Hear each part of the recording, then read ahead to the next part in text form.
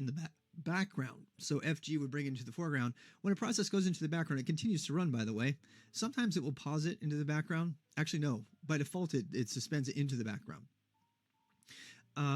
Control S, I don't know if Control S works on WLS. That's a different question. So that's good. Thank you for bringing that up. So suspend is literally pause, and suspend was put there because terminals came from teletype machines, and teletype machines could often not keep up. And so there are some what they call escape sequences that are left over from the old days from terminals that are there to deal. And by the way, a line return and a carriage return, these are all terms that come from the teletype. And that's where our terminals have come from. I don't know when we're going to be talking about where our terminal ancestry came from. It might be something we're talking about another day, but just know that that's where a lot of this stuff is coming from. That's also what's going to give us the ability to clear the screen just from the terminal escape and all of that. So this is just to help you with these things. The two most important control sequences you need to remember are Control C for interrupt, okay, Control C for interrupt, and Control D. And you're like, what's Control D? Control D sends an end of file. So let me give you an example of why that matters. So let's say you're editing some node. You're editing console.log. I know this is supposed to be a VI time, but I might need to, this is really important stuff. Hello, okay. So there, I run this is JavaScript node. You might not have it, but if you did, how do I get out? Right? Control C doesn't get me out. It says use Control D instead. So Control D literally sends a sequence called end of file, and that is what gets you back in some cases. So Control C and Control D are your friends. Stay away from everything else. There's really no other control sequence you should use. And in case you guys are wondering why I went off so much on the Control L comment earlier, I do not want to muddy your brains right now with a lot of different control magic, because you really need to memorize Control C and Control D, and those are your only keys. This is also why I don't like nano first. Control, yes, we're going to talk about Control left bracket as escape, but we won't talk about that until we get into the middle of it. Control L clears the screen in some systems, but not all, and it only does so when your terminal is in a particular state. By the way, you'll notice my Control L doesn't work because I don't support it, because I'm using VI mode, which you should do too. We're going to talk about that. So we have a half an hour to cover a bunch of VI commands. I think I'm going to make the command decision to go over the basics of VI, get you started, and send you on your way in terms of using VI and learning all the intricacies. There is no way I can go over all of the things from VI. So the next thing on the agenda is for us to learn the Vim Basics. So I'm going to show you the Vim Basics right now for the next 15 minutes. And after that, I'm going to review the Vim resources you can go to learn. And that includes some resources that you might not know about. It also includes some resources that I suggest against. And we're going to talk about that. So Carlos, your question, I'll answer that in 15 minutes after I go over the Vim Basics. And I will review the resources for learning VI that are out there that I found, and you can go out there and practice them. None of them are perfect in my opinion, but I do not have the time to rewrite every single one of them, although I've tried many times. I have my own Vim tutor, which is probably my best option, but it's not published yet. So we're going to depend on these resources, and I have supplemented where necessary. So let's just learn the Vim Basics really quick. Okay, so the first things first. When you guys are now looking at a blank terminal, okay, we do not yet know where to make our files. And we're going to talk about that in the next segment. The next segment is going to be about making your directories and organizing your stuff on GitLab. So what we are going to do is we're going to make, there's one last, here's a new command for you, make dir, okay, mkdir. So let's pretend like this is your first time on the system, and I'm going to ask you to do some things the way I do them just cause, and then you can change them up later. Okay, so mdir and make a repos directory. Oops, go home. So I'm in home. Okay, if I ls in home you see that I have a bunch of repos here, and make a directory for your repos. I strongly suggest you call it repos. You can make it uppercase or lowercase, doesn't matter. So mkdir repos, all right, and then hit enter. All right, so when you do that, then you'll be able to list it and you'll see it's there. If you want to, by the way, if you want to just list that file, you can do ls repos and you'll see that one. Oh, you see, oh, I have some stuff in here. There are a number of things you can add to ls that will change what it prints out. I'm trying to do this slow for you. So ls-d repos will show you that it is a thing. Okay, we're not going to go into -l or a, so please don't talk about it right now. There's lots and lots of other things to do with these commands that we'll get into as we go. So you should, that proves that you have a repos directory. Now you're going to go into,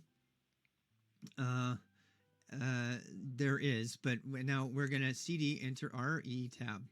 Okay, see what I did there? I'm going to do it again. cd space re tab.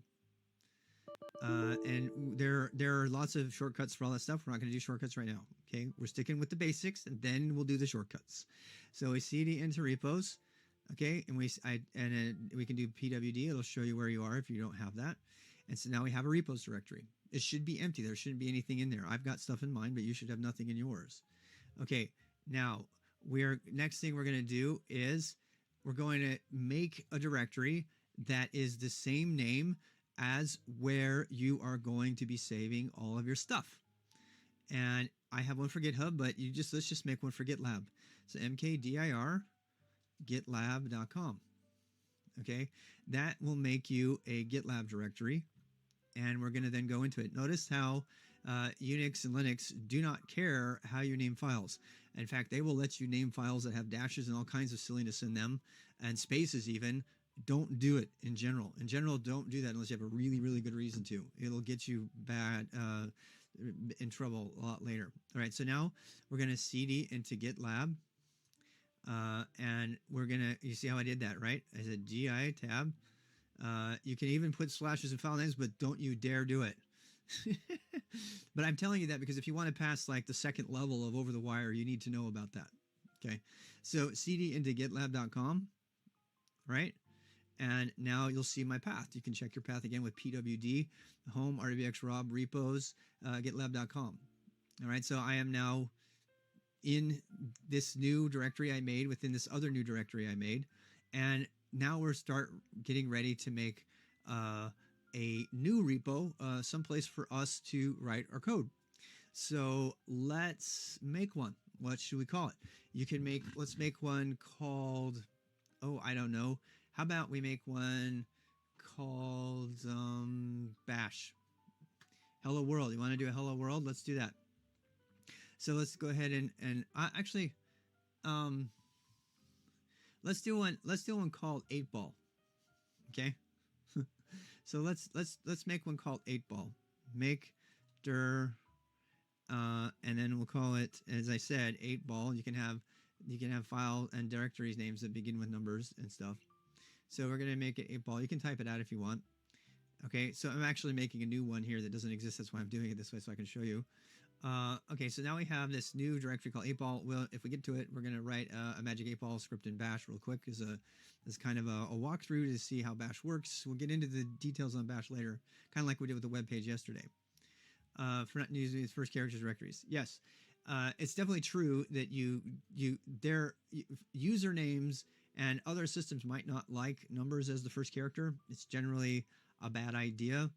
You can do it if you want, but let's say I wanted to rename this. So let's learn another command. So how many commands have you got today, guys? You did ls, you did pwd, I'm going to write them down. You did clear, we did cd, and we did cd ... And what else? We did make dir.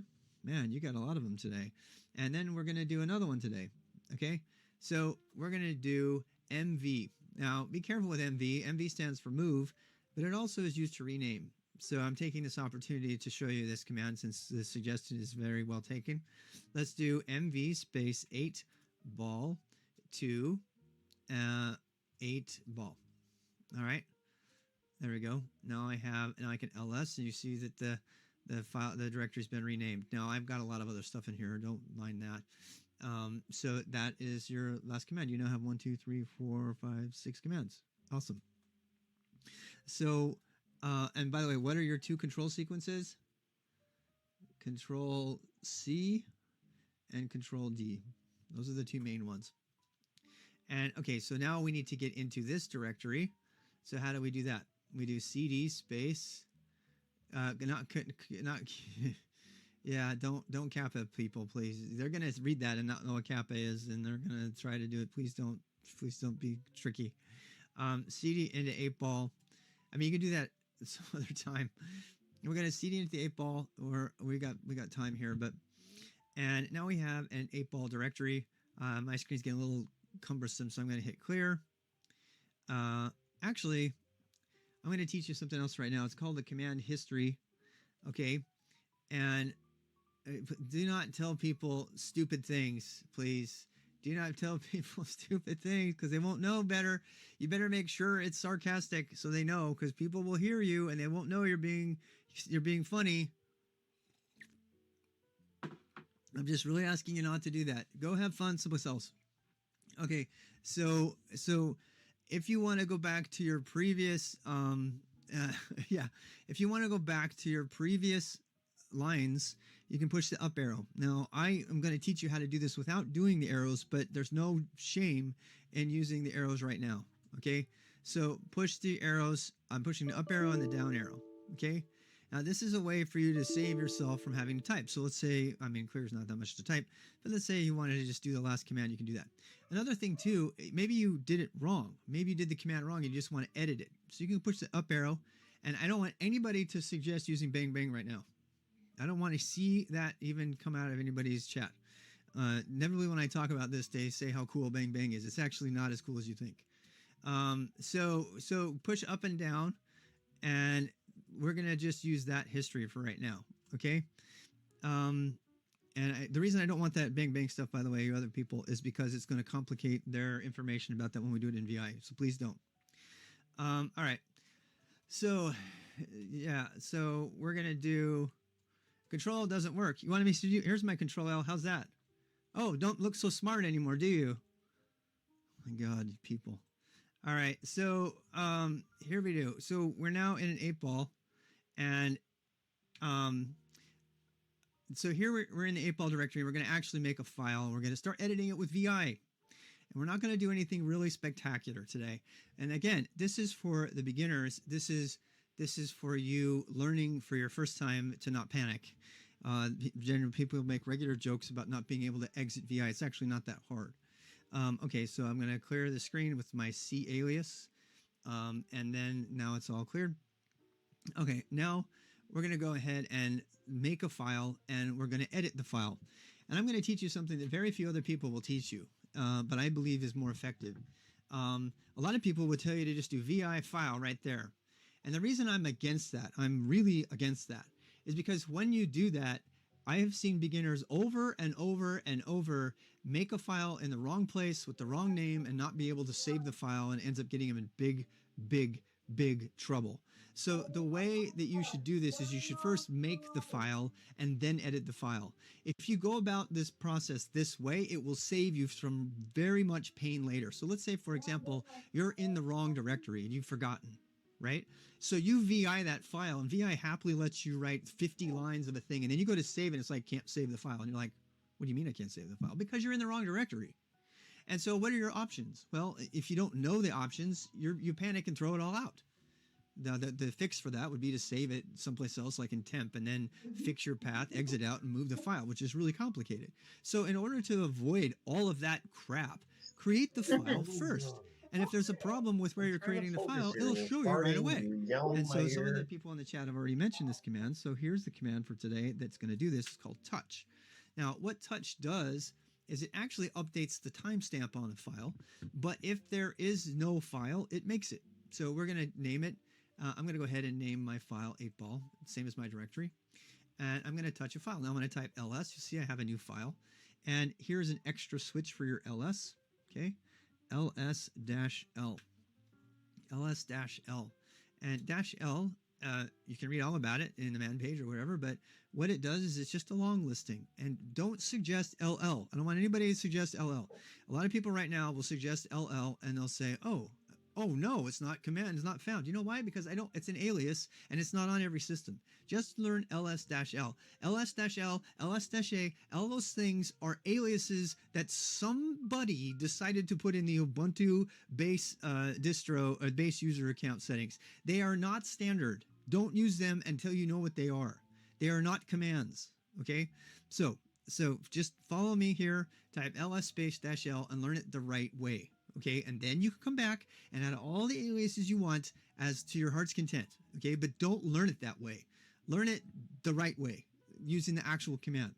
Okay, so ls space -l is the command here, and it shows you the permissions, which we'll get into, how many hard links. It tells you the owner of the file. It tells you the group of the file. It tells you how big the file is in size. It tells you the date the file was created, and it shows you the file. Now, notice that this is a 1236, right? So watch what happens if I run touch on it again. You're like, oh no, it's going to blow away the file. No, it's just going to touch the file. Now, if I do an ls-l again, you'll see the file date has been updated to represent the current minute. Okay, and so there you go. So you can go ahead and run that, and those are the commands that you can run. Do not, if someone bans Sarah. No, don't really. Stop suggesting Control L. Please stop suggesting Control L right now. Thank you. All right, so I know you're trying to help, but you're not. You're not helping right now. You're actually really hurting people. All right, so CD controls, again, don't use any commands except for Control D and Control C. Because, look, there's my Control L. Do I need to explain it further? It doesn't work for everybody, but you don't know why because you haven't understood it yet. So please don't suggest things until you know why you're doing it. All right, so... All right, so let's go ahead and now edit this file. So we're finally VIing the file, and we have 20 minutes left. So VI 8-ball, and we're going to go there. Now we're editing the file, VI space file, okay? And it shows you have line 1. Depending on what version of VI you have here, you have the parentheses, and you have, I'm sorry, not the parentheses, these tildes over here, and these represent lines that don't exist. You may see something different, but down here you see the file that you're currently editing. It tells you what line you're on and what character you're on. That's different. And over here you have the position in the file, okay? And the first position is actually the bytes and the character count. So they're different. Some characters like emojis actually take 4 or 5 bytes, or 3 or 4 bytes. They can take anywhere from 1 to 4 bytes. And so these numbers will be different. That's why the dash is there, just so you know. And the most important thing, though, is that if you try to navigate this thing, like, I have no idea what to do, right? So the first thing you need to know, the first VI command, you can make a separate segment in your notes. And so the first command you're going to need for VI is I. I might cover the bottom. Sorry, guys. Can you see it over there? Yeah. All right. So then you push I, and you're going to go ahead and insert. See how this changes into insert down here? Okay. So the insert is going to tell you the mode that you have. So the main thing you have to understand about VI is it has 2 modes. This was a tool that was made to work on a terminal that didn't have any other screens and no mouse. So it operates in 2 modes. And I'll tell you right now, the better you are at VI, the more time you won't be in insert mode. The more time you'll be in what's called command mode. Command mode is when you're not inserting things, okay? Now, Vim has done some things to make it easier on you, and I am not going to, judge you right now for using the arrow keys and stuff like that. But ultimately, you want to learn to use home row. So now that I'm inserting, I can write some stuff. So if you want to have some fun with me, you can just type the shebang line bin bash, and you can type this code with me that actually does something. We won't talk about what the code does or why. We're just going to go ahead and type it. So you'll notice as soon as I type in bin bash that it brings in the it brings in this here. Okay, so again, stay with me on the commands. The only VI command we have learned so far is I. Okay, now the next command after I is to go back, or the next keystroke sequence to get out of VI is escape. And so for right now, I want you to use the escape key and then never use it again. Okay, so we're going to push the escape key. That's the top left of your keyboard. A lot of people don't know. If you have a Mac that was made in the wrong time, you might not even have an escape key. So if you push the escape key, and so now you see the insert mode went away. So we are now back in command mode. So command mode means I can't type. In fact, if you try to type, it'll do different things, right? So don't go ahead and do that. Oh, do you not have numbers? If you don't have numbers, if you want to do something, you can set numbers if you want. So let's go ahead and do that. I have a lot of stuff by default that's turned on that I forgot. So we've done the I command. We've done escape. Let's have you go ahead and add numbers if you want to. So VI stands for visual mode, which is built on top of another editor called X. And that editor is completely and entirely run from the colon commands. Okay, so you cannot use HJ in insert mode. You don't ever use those in insert mode. So you always use those in command mode. If you'll notice when you're in command mode, after you have more than one line or two, you can use J, K, H, and L to navigate back around. Okay, you can also use the arrow keys, unless you're me, and I've disabled my arrow keys. And I do not think you should learn arrow keys for now, but if you really need them, you just make your own decision. But I would really get used to using H for left, L for this direction, K to go down. Wait, I got that right? J, oops. Yeah, I can't go down. So J to go down and K to go up. Say, okay, that we're not going to talk about Emacs right now. So I think it's a fine editor for one computer. The end. So there's how you navigate. Okay, so how do you turn the numbers on? Let's use this X command. So we're going to learn another keystroke. This keystroke is the colon. So type the colon, and when you type a colon, that's shift colon, not semicolon. People type semicolon all the time instead of colon when I say that, so that's why I'm telling you. So type a colon, and then you can see down here in the bottom, we see that we've got this new command line, and this little sort of pseudo command line inside of VI is very powerful. This is called command line mode or X mode, as opposed to visual mode, which is what VI is, which is X was just a command line editor and VI is a terminal editor, if you really want to know the difference, which means that it uses the full visual ability of terminal. I know that sounds crazy, but because it's a terminal, but it's actually much more robust. So you can actually do all kinds of things with the colon command down here. We're not going to get into the weeds on that, other than to say that you can set variables and things down here. So if you want, we can try one right now. Somebody mentioned. So you can set, let's do this. So set NU.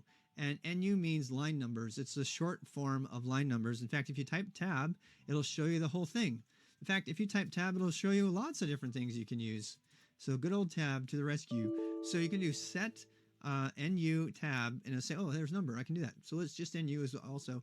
And when you do that, that will actually set your numbers. If you want to turn them, off, you can do colon set no new, and it'll turn off the line numbers. So this is probably what you're seeing.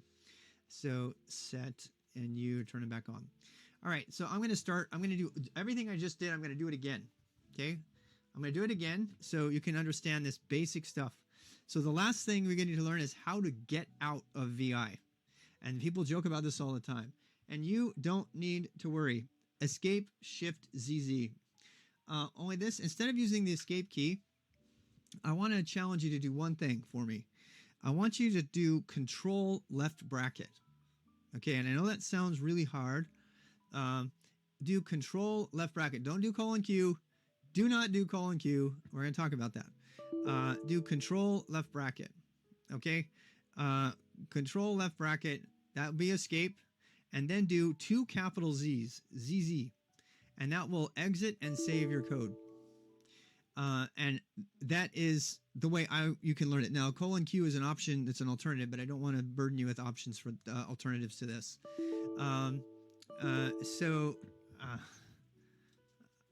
A top be great for Okay, I get to practice my band command. It's really kind of fun.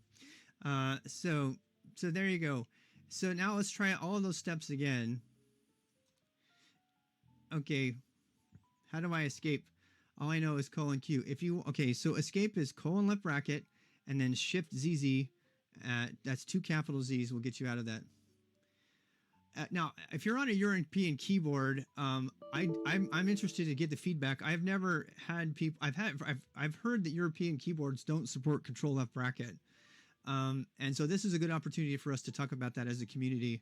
I've been using Shift ZZ. I actually used to show a ZZ Top video at this point. I want to challenge you to do one thing for me. I want you to do Control Left bracket. Okay, and I know that sounds really hard. Do Control Left bracket. Don't do colon Q. Do not do colon Q. We're going to talk about that. Do Control Left bracket. Okay, Control Left bracket.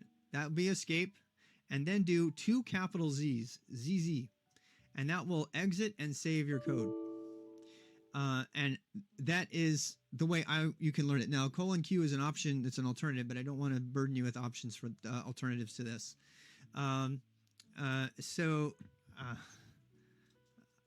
A top be great for okay, I get to practice my band command. It's really kind of fun. So there you go. So now let's try all of those steps again. Okay, how do I escape? All I know is colon Q. Okay, so escape is colon left bracket and then shift ZZ. That's 2 capital Z's will get you out of that. Now, if you're on a European keyboard, I'm interested to get the feedback. I've never had people. I've heard that European keyboards don't support Control Left bracket, and so this is a good opportunity for us to talk about that as a community. I've been using Shift ZZ. I actually used to show a ZZ Top video at this point. WQ is completely different, and it's the same exact thing. ZZ is just faster to type. So if you want to use the 5 alternatives to Shift ZZ, that's fine. I just want you to know it exists. Okay. And so here we go. Yeah, no file name error. A lot of people get that. All right. So works on my QWERTY keyboard. All right. So we're going to do all those steps again. We're going to do all those steps again, and I'm going to remove here. Let me teach you another command. Now be very careful with this shell command that we're about to learn. This one is RM, and you're going to get lots of people to tell you to type it to destroy your system, but you're going to know better because you're going to know how the command works, right? Yeah, they're the same. ZZ and WQ are the same equivalents. You'll see that I actually use colon Q exclamation point to exit without saving, which we'll talk about later. I don't want to go too fast here. Okay, so we're going to try to do all of those steps that we just did again. So LS, I'm going to pretend like I don't have this file. So let's delete the file. How do you delete a file? RM. RM is how you delete a file. Okay, so we're going to do RM, and then we're going to do space and 8-ball, and I'm going to hit tab and then enter. You notice that there's no switches on there. There's no options. It's just basic RM space 8-ball. Okay. By the way, guys, if control and left bracket does not work for you, for whatever reason, if you're on a European keyboard, use the escape key. Okay. I don't like the escape key personally. It's the square bracket. Yep. It's definitely the square bracket. Yep. Control left square bracket. Forgetting when it's deleting files, so be careful. Yeah. This is very true. So now when I type ls, that file is gone. It's not in the trash. It's not someplace that I can recover. It's gone. It's like not even in the bit bucket. It's been obliterated. And technically, you know, an NSA or some sort of security agency could pull that thing out of your disk. But you know, yeah, I know. It's technically false. It's not really there. It just deleted the inode and the file actual content is still there. I got you. Okay. I knew somebody was going to go there who wants to pretend that we need to hear that right now. Okay. So the file is still there. The data for the file is still there. But as far as the operating system is concerned, the file doesn't exist. But the security people out there, I will say the file does exist until it's overwritten by another file. and the disk memory space is reused. And you can actually recover files that have been recently deleted, but that is so in the weeds, I don't even know why I'm still talking about it. Okay, so I have 5 minutes to go through this thing. Again, we're going to talk about inodes, but not right now, please. This is beginners. I know you guys are smart. I know. Okay, don't confuse people. All right, so we're back to the clear slate. All right. Yeah, we have nothing in our whole system. All right. I mean, nothing in this directory, I should say. ls is empty. ls dash it says nothing's there. Okay. And then what are we going to do? Now we're going to make a new file. So how do we do that? We're attack again, touch 8-ball. Okay. And now we ls and we see we have a file there. Now we need to edit the file with vi space 8-ball. We know we can edit the file and that it can exist and that we're not in the wrong place because we just made an empty file with the touch command. So then we vi 8-ball and now we have an open file and we have a line number there. You might not have a line number in yours, but we're going to do Vim configuration and all of that set up tomorrow. So if you want to get the fancy colors and all the cool stuff, I'll show you how to get that working on your system without really having to understand what it's all doing, but I will explain what it's doing so you don't have to be afraid of it. Somebody else might not and have you do bad things. So we're going to go ahead and write our first line. So what is the key to press to go into insert mode? What's the key to press to go into insert mode? I. For right now, the only key you can do A, but no, the one that we learned, I. Good. So I is the only key we've learned right now. There's like a half dozen ways to enter insert mode. Right now, all we care about is I. All right. So I, and now I'm down in here, I'm in insert mode, and I'm going to go ahead and I'm going to type my shebang line. I bin bash. Okay. So there's your bin bash, and then enter. I'm going to do another enter, and then I'm going to say echo, and then put it in some double quotes. Welcome to the magic 8-ball. Okay. And then we could even do another one, echo. We're not going to delete this one, so go ahead. Enter, let's see. Enter your question below. And another quote. Echo means print in bash. And now we need to exit and save. Okay. And we're not going to learn any other way to exit today except for exiting and saving. We're not going to learn how to bail without saving or any of that. We're just going to exit and save. How do you do it? How do I go back into, whoops, how do I go back? This is shebang line. We're not going to talk about that yet. We're not getting into the weeds on what bash is. Right now we're just typing what I'm typing. And then we'll do bash. We'll back up and learn bash another day. This is called a shebang line, and it'll be a full day on just the shebang line and how it works and what interpreted scripts are.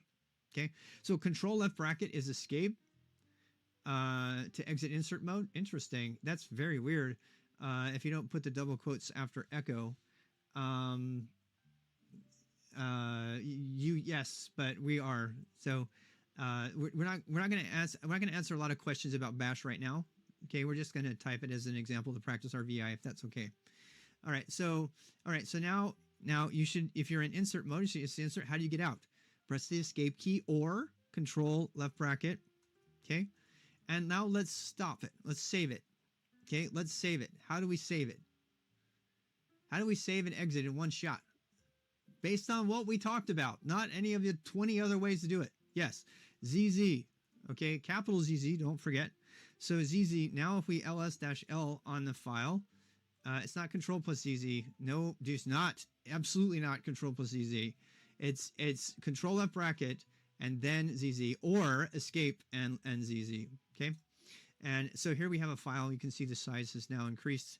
It's now 87 bytes or so. I think it might be blocks, but so that's how big that is. And we've covered everything. Now, what do we need to do? Well, let's run the file. So I'm going to teach you a command right now that it's going to look really hairy and scary. It's one of those commands that you can tell people about that and they'll think you're cool. You don't understand it for right now, but you just have to know it. And this is one of the few commands that I actually phonetically pronounce as schmod. Okay, so we're going to do schmod. plus X. And again, I'm not going to tell you anything about this command other than to say it turns your little 8-ball file into a script that can be executed. Okay, that's what the X stands for. That's also where rwx comes from. If you're wondering about the permissions, read, write, execute, that's the source of my name. So chmod plus X 8-ball. And then we go like this, and now we type ls-l, and we see that now our file has an executable bit and the color has changed. Don't worry about understanding that right now. We will go into it later. But right now, just know that that turns your script from being a plain old file into a script. It's an actual script that can now be executed on the system. And then we're going to learn one other thing. We learned about ... but now we're going to learn about dot. So how do we run our program? Well, you think you intuitively you would think you could just run 8-ball and it would work. Whoops, I spelled that wrong. So I pushed the up arrow, added an L, and no, it says I can't find it. So for your protection, you cannot run any script anywhere that's not in a special place. And we're not going to talk about that special place today. We're going to talk about it tomorrow. It's called the path. But for right now, if you want to bypass that and tell your computer, no, I trust this file, I want to run it right here. This is also the answer to another over-the-wire challenge. So if you want to run this file right here, right in front of me, do this. We're going to do ./8-ball, and then this will be the end, and we'll take our break. Okay, so if you do ./8-ball, you can now see your script, and it should run. I'm going to take my break. When I come back, we're going to be showing you a little bit more about this and how to set up GitLab. Again, these segments are based on the understanding that you've done a lot of prep and practice outside of this time. The 40 minutes that we do to set up GitHub and GitLab are going to go very quickly. And I imagine if you try to follow along and haven't already done some prep, you're going to be confused. So I'm going to scream through it, and then you can always back up the video a little bit later.